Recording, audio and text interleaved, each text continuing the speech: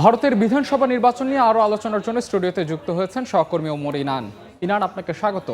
ইনান, ভারতের বিধানসভা নির্বাচনের সবশেষ খবর কি রয়েছে? যেহেতু আমরা জানি 5টি রাজ্যের মধ্যে 3টিতেই বড় পরিবর্তন হয়েছে, একটু বিস্তারিত আমাদের জানাবেন। আপনিও গতকালকে আসলে আমরা জেনে গেছি যে রাজ্যগুলোয় পরিবর্তন এসেছে, বিশেষ করে সবার নজর কিন্তু বেশিরভাগই পশ্চিমবঙ্গে। এরপরে রয়েছে, আপনি জানেন যে তামিলনাড়ুতে, যেখানে ব্লকবাস্টার সুপারস্টার বিজয় থালাপাতি নির্বাচন করেছেন। তবে এখন কিন্তু সবার চোখ বাংলাদেশের প্রতিবেশী বলি না কেন, যে কারণেই বলি না কেন, আসলে নজরটা আসলে পশ্চিমবঙ্গের দিকেই। এবং নির্বাচন পরবর্তী সহিংসতা এরই মধ্যে আমরা দেখেছি, একটু আগে আমরা খবর দেখলাম, এটা আসলে একটু আগের খবর, যে গতকাল রাতে মূলত যখন বিজয় মিছিল করছিল উদয়নারায়ণপুরের বাসিন্দা হাওড়ার যাদববর, তিনি মূলত তৃণমূল কর্মীদের হাতে খুন হয়েছেন এমন অভিযোগ তোলা হচ্ছে। তাকে পিটিয়ে হত্যা করা হয়েছে, কয়েক জায়গায় বলা হয়েছে তাকে ধারালো অস্ত্রের আঘাতে মারা হয়েছে।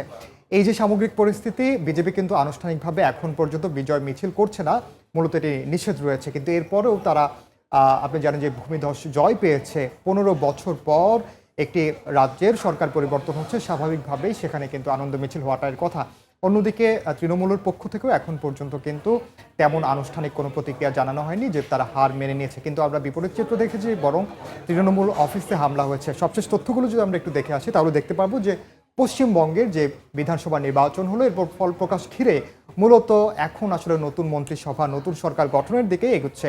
মূলত আগামী পরশু দিনের মধ্যেই মমতা বন্দ্যোপাধ্যায়ের পদত্যাগের বাধ্যবাধকতা রয়েছে। তবে আজকে তিনি পদত্যাগ করতে পারেন বলে একটু আগে আমাদেরকে সহকর্মী শুভেন্দু অধিকারীর মুখ্যমন্ত্রী হওয়ার দৌড়ে কতটুকু এগিয়ে আছেন সেটিও আসলে একটু দেখার বিষয়, কারণ তার সঙ্গে আরো 4 জন প্রতিদ্বন্দ্বী আছেন ধারণা করা হচ্ছে। তবে অমিত শাহ, যিনি কিনা কেন্দ্রের স্বরাষ্ট্রমন্ত্রী, তিনি কিন্তু বলেছেন যে বাংলার ভূমিপুত্রই হবেন মূলত পশ্চিমবঙ্গের মুখ্যমন্ত্রী। সেই দৌড়ে আসলে বেশ কয়েকজনের নাম এখন পর্যন্ত শোনা যাচ্ছে এবং পরিবর্তনের ডাক দিয়েছে ক্ষমতাসীন যারা হতে যাচ্ছে বিজেপির, বিশেষ করে ভারতের প্রধানমন্ত্রী নরেন্দ্র মোদী। তিনিও কিন্তু গতকালকে নির্বাচন পরবর্তী ফলাফল পরবর্তী আসলে প্রতিক্রিয়া জানিয়েছেন। এবং কংগ্রেসের কর্ণধারের কি বক্তব্য রয়েছে এই বিষয়ে? তারা আসলে এখন পর্যন্ত বলছে যেটি, যে তারা পরিস্থিতি পর্যালোচনা করছে এবং পরবর্তী তারা আনুষ্ঠানিক প্রতিক্রিয়া জানাবেন। এবং আপনি যেমনটা বলছিলাম যে তৃণমূল অফিসে যেমন ভাঙচুর হয়েছে, একইভাবে আসন চুরি ইস্যুতে আপনি দেখেছেন একটু আগেও যে মমতা বন্দ্যোপাধ্যায় কিন্তু মূলত বেশ কিছু অভিযোগ তুলেছে, বিশেষ করে নির্বাচন কমিশনারের দিকে। তিনি আখ্যা দিয়েছেন এটি বর্তমান কেন্দ্রের যে শাসক গোষ্ঠী বিজেপি সরকার, বিশেষ করে প্রধানমন্ত্রী নরেন্দ্র মোদীর প্রশাসন বা নরেন্দ্র মোদীর কমিশন হিসেবে তিনি আসলে আখ্যা দিয়েছেন। অর্থাৎ মোটা দাগে এই নির্বাচনে কারচুপির অভিযোগ তুলেছেন মমতা বন্দ্যোপাধ্যায়। 100টির বেশি আসনে তিনি বলেছেন কারচুপি হয়েছে। যেহেতু এখানে ম্যাজিক ফিগার ছিল 148, সেখানে 100টি আসনে যদি আসলে কারচুপি করে নেওয়া হয়, সেটি আসলে তদন্তের বিষয়। নিশ্চয়ই এই বিষয়ে তো নির্বাচন কমিশন তদন্ত করবে এবং সেটির বিষয়ে তারা তাদের ব্যাখ্যা দেবে। আমরা একটু মাঠে চলে যেতে চাই, সবশেষ যে পরিস্থিতি সেটি দেখে আসতে চাই, কারণ জানেন নির্বাচন পরবর্তী সহিংসতা কিন্তু বেশ উত্তপ্ত পুরো পশ্চিমবঙ্গ রাজ্য জুড়ে, বিশেষ করে হাওড়ায়। সুব্রত, জানাবেন কি অবস্থা সেখানে? আছে সুব্রত আচার্য। সুব্রত, দেখুন, বাংলাদেশের প্রতিবেশী রাজ্য পশ্চিমবঙ্গ, সেই রাজ্যটি 15 বছর একটি সরকার শাসন করেছে এবং সেই নতুন একটি সরকার সামনে আসছে। স্বাভাবিকভাবেই বাংলাদেশের যারা দর্শক রয়েছেন কিংবা ভারত বাংলাদেশের সম্পর্ক নিয়ে যারা চিন্তা করেন, তারা কিন্তু এখন ভাবছেন যে আগামীর, অর্থাৎ বিজেপির নতুন সরকারের সঙ্গে ভারত বাংলাদেশের সম্পর্ক কোন দিকে যায়। কারণ আপনি জানেন যে দিল্লি ঢাকার সঙ্গে সম্পর্ক স্থিতিশীল বা যে কোনো ধরনের সম্পর্ক খারাপ বা ভালো, তার জন্য কিন্তু অবশ্যই কলকাতা হয়ে দিল্লি এবং ঢাকার সম্পর্ক সবসময় রূপায়ণ হয়। আমরা দেখেছি অতীতে তিস্তা সহ সীমান্তে, যে ভারত বাংলাদেশের সীমান্তে যে টেনশন, সেক্ষেত্রেও পশ্চিমবঙ্গের একটা বড় ভূমিকা ছিল। এবং দিল্লি এবং কলকাতার মধ্যে যে রাজনৈতিক বৈরিতা, যেহেতু দুটো রাজনৈতিক দলের কেন্দ্রীয় সরকার বিজেপি, রাজ্য সরকার তৃণমূল ছিল, সে কারণে অনেক সিদ্ধান্ত, দিল্লির সিদ্ধান্ত বাস্তবায়নের ক্ষেত্রে সমস্যা ছিল। এক্ষেত্রে নতুন সরকারের সঙ্গে, যেহেতু দিল্লি আর পশ্চিমবঙ্গের সরকার প্রায় এক সরকার, সেক্ষেত্রে নতুন সম্পর্ক ভারত এবং বাংলাদেশের সঙ্গে সম্পর্কের ক্ষেত্রে নতুন বিজেপি সরকার কি হতে পারে, কি করতে পারে, সে বিষয়ে আমরা আজকে কথা বলবো। আমাদের সঙ্গে রয়েছেন বিশিষ্ট চলচ্চিত্র নির্মাতা এবং একজন রাজনৈতিক বিশ্লেষক সৌমিত্র দস্তিদার। সৌমিত্র বাবু, আপনাকে সময় টেলিভিশনে স্বাগত। সৌমিত্র বাবু, আপনি কিভাবে দেখছেন এই ভারত বাংলাদেশের সম্পর্ক ক্ষেত্রে? আপনি তো দেখেছেন যে দীর্ঘ কয়েক দশকের পুরনো সম্পর্ক, নতুন সরকার, বিজেপি সরকার আসলে কি হতে পারে, নানা ধরনের কল্পনা জল্পনা চলছে। এখন দেখুন এক্ষুনি ঠিক বলা খুব কঠিন, কেন সবে কালকে ভোটের ফলাফল বেরিয়েছে, আর আজকে আপনি যখন আমাকে ধরছেন, এখনো কোনো রকম সিদ্ধান্ত তো মন্ত্রিসভা হয়েছে বা কি মন্ত্রিসভা তৈরি হয়নি, ফলে এক্ষুনি এটা বলা খুব কঠিন। তবে আপাতভাবে যদি বলেন তাহলে এমনিতেই তো কিছুদিন ধরে একটা ভালো সম্পর্কের জায়গা তৈরি হয়েছিল বিএনপি যখন ক্ষমতায় এসেছিল ওপারে, আর এপারে একটা স্থিতিশীল অবস্থা নিশ্চয়ই ছিল। কিন্তু যে কোনো কারণেই হোক, যারা এবারে ক্ষমতায় এসছে, বিজেপি সরকার যখন গঠন হবে, আমরা আশা করতে পারি, আমি তো কথা বলতে পারবো না, আশা করতে পারি যে অন্তত সরকারের সঙ্গে সরকারের নীতির প্রশ্নে অনেকটাই ভালো ইতিবাচক ঘটনাই ঘটবে আর কি। এখন সবসময় তো ইফস অ্যান্ড বার্থের মধ্যে দিয়ে আমাদের যেতে হয়, আপনি সবসময় চেষ্টা করতে পারি যে দু দেশের সম্পর্ক যাতে ভালো হয়। একটা কথা সামনে আসছে, যেহেতু বিজেপি রাজ্য সরকার গঠন করতে যাচ্ছে, শুভেন্দু অধিকারী মুখ্যমন্ত্রী মুখ হিসেবে বলা হচ্ছে, যেহেতু নির্বাচনের প্রচারের ক্ষেত্রে অনুপ্রবেশ একটা বড় কথা, বড় বিষয় বিজেপি সামনে এনেছিল, অনুপ্রবেশকারীদের বিতরণ করা হবে, পুশ ইন করার একটা আশঙ্কা বাংলাদেশের পক্ষ থেকে করা হচ্ছে। বাংলাদেশের শীর্ষ মহলও বিষয়টি নিয়ে সাংবাদিকদের মুখোমুখি হয়েছেন এবং সেক্ষেত্রে তাদেরও একটা প্রতিক্রিয়া হয়েছে।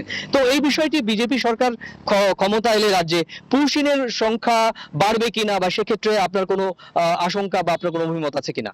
দেখুন, যদি অফিসিয়ালি আপনি আমার প্রশ্ন করেন তাহলে আমি বলবো আশঙ্কা নেই। এখন আশঙ্কা নেই একটি কারণটা হচ্ছে, দেখুন বিরোধী দলে যখন থাকা হয় আর ভোটের রাজনীতি যারা করে, তারা প্রত্যেকেই কিছু না কিছু এমন কথা বলেন যেটা শুনলে হয়তো মনে হবে একটা পোলারাইজেশন হয়ে যাচ্ছে, অমুক হচ্ছে তমুক হচ্ছে, কিন্তু বাস্তব বড় কঠিন। আমরা বাংলাদেশের ক্ষেত্রেও দেখেছি যে নানান ক্ষেত্রেই কিছু না কিছু সমঝোতার রাস্তায় যারা সরকারে থাকেন তাদের আপোষ করতে হয়। এখানেও দেখুন একেবারে রাতারাতি দলে দলে লোককে পুশিং করা হবে সেইটা আমার মনে হচ্ছে না। কিন্তু এটা তো ঠিকই যে একটা দক্ষিণপন্থী দল ক্ষমতায় এলে একটা আশঙ্কা তো তৈরি থাকেই আর কি, যে কি হলে কি হতে পারবে, যেটা আপনাকে আমি এক্ষুনি বললাম যে অফিসিয়ালি ভার্সনটা আমি বলবো যে মনে হয় না কিছুই হবে, কিন্তু একটা যে আশঙ্কা, বিশেষ করে আমাদের এপারের সংখ্যালঘুদের যে আশঙ্কা, এবং শুধু সংখ্যালঘু কেন বলবো, নিম্নবর্গের হিন্দু মানুষ যাদের নাম বাদ গেছে, তারা সত্যিই এটা আশঙ্কায় তারা ভুগছেন। প্রচুর ফোন আমি পাচ্ছি গতকাল থেকেই যে আগামী দিনে কি হতে চলেছে। আমি প্রথমেই যেটা বললাম যে আগামী দিনটা এখনো খুব স্পষ্ট নয়, তবে যেহেতু একটা দক্ষিণপন্থী, চরম দক্ষিণপন্থী দল ক্ষমতায় এসছে, ফলে অনেক কিছু হলেও হতে পারে। আপনার কাছে একটা প্রশ্ন, সে খুব গুরুত্বপূর্ণ, যে মমতা বন্দ্যোপাধ্যায়ের দাবি তাদের এত জনপ্রিয় একটা সরকার, লক্ষ্মীর ভান্ডার, স্বাস্থ্যসাথী সহ বিকল্প 102টো প্রকল্প, যেটা ভাতা ভিত্তিক এবং নারী ভোটারদের আকৃষ্ট করার ক্ষেত্রে যুবকদের জন্য যুব সাথী চালু করা হয়েছিল। এত সরকারি ভাতা প্রকল্প চালু করা সত্ত্বেও এই যে ফলাফল, সেটা কি প্রত্যাশিত ছিল কিনা, এবং আপনি ফলাফলের বিশ্লেষণে আপনি কি বলবেন? না, বিশ্লেষণের প্রথম কথা, দেখুন মানুষের প্রবল ক্ষোভ তৈরি হয়েছিল। হ্যাঁ, আর্জি করে যে মেয়েটিকে যেভাবে খুন করা হলো বা ধর্ষণ করা হয়েছে, সেটা নিয়ে অনেক প্রশ্ন ছিল। মানুষ কথা বলতে পারেনি। মমতা ব্যানার্জি, যদি আপনি আমার এক এক করে বলেন, দুর্নীতির প্রশ্নটা যদি সামনেও রাখি, আমি বলবো সবচেয়ে তাদের যেটা অপরাধ সেটা হচ্ছে তারা গণতান্ত্রিক যে স্পেস, গণতান্ত্রিক যে পরিসর, সেই পরিসরটা তারা একেবারেই বন্ধ করে দিয়েছে। আপনি যদি কোনো না কোনো বিরোধী স্বরকে একেবারে আটকে রাখা ছাড়া মমতা ব্যানার্জি কোনো কাজ করেছে বলে আমার অন্তত মনে হয়। অনেক ধন্যবাদ সৌমিত্র বাবু, আমাদের সঙ্গে সময় টেলিভিশনে আপনি সময় দিয়েছেন, আপনার প্রতি অনেক কৃতজ্ঞতা, অনেক ধন্যবাদ। প্রিয় দর্শক, সৌমিত্র বাবু যেটা বলছিলেন যে গণতান্ত্রিক পরিসর মমতা বন্দ্যোপাধ্যায় তিনি যেটা বলছেন যে সংকীর্ণ করে দেওয়ার জন্যই কিন্তু আজকে এই পরিবর্তন দেখতে হয়েছে রাজ্যের সাধারণ মানুষকে, এবং শুধুমাত্র ভাতা ভিত্তিক কোনো কর্মসংস্থান, যুবকদের কর্মসংস্থান না করে শুধুমাত্র ভাতা ভিত্তিক একটি প্রশাসন তৈরি করে দেওয়াও কিন্তু সাধারণ মানুষের মধ্যে খুব একটা বেশি যে গ্রহণযোগ্য হয়েছে, ভোটের বাক্সে কিন্তু সেটি প্রতিফলিত হয়েছে। তো এই ছিল আমার কাছে ভারতের পশ্চিমবঙ্গের ফলাফলের পর রাজ্য সরকার গঠন, এবং সেই সঙ্গে ভারত বাংলাদেশ নিয়ে কি হতে যাচ্ছে সে সংক্রান্ত আমার কাছে থাকা সবশেষ তথ্য।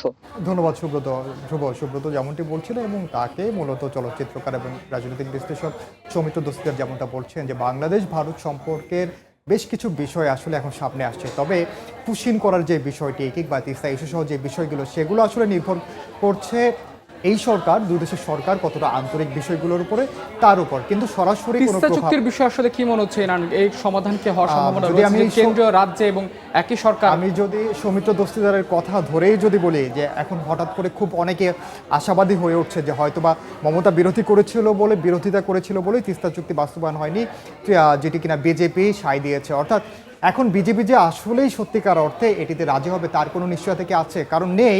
কারণ এতেই বোঝাচ্ছে, একটু আগেই সৌমিত্র দস্তিদার বলেছেন যে রাজনীতির কারণে ক্ষমতায় আসার জন্য অনেকেই অনেক ধরনের প্রতিশ্রুতি দেয়, যেগুলো কিনা আসলে শুধুমাত্র স্ট্যান্ড বাজের মধ্যে সীমাবদ্ধ থাকে। তবে আমরা এরপর আশা করি যে তিস্তা বাংলাদেশের যে ন্যায্য হিস্সা সেটি বাংলাদেশ বুঝে পাবে, এবং যে ধরনের আশঙ্কা করা হচ্ছে সেই আশঙ্কাগুলো থেকেও আসলে আমরা দূরে থাকবো।